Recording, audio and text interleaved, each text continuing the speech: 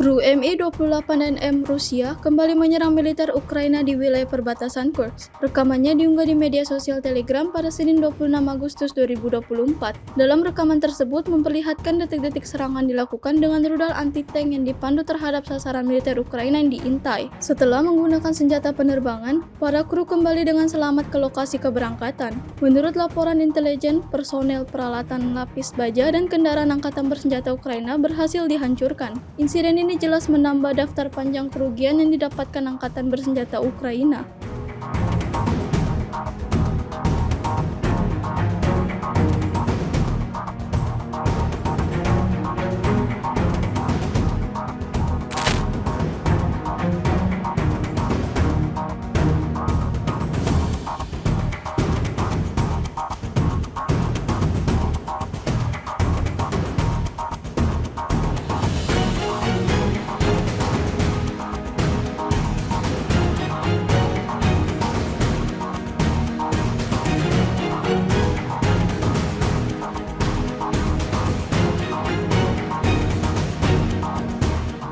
Download Tribun X sekarang, menghadirkan lokal menjadi Indonesia.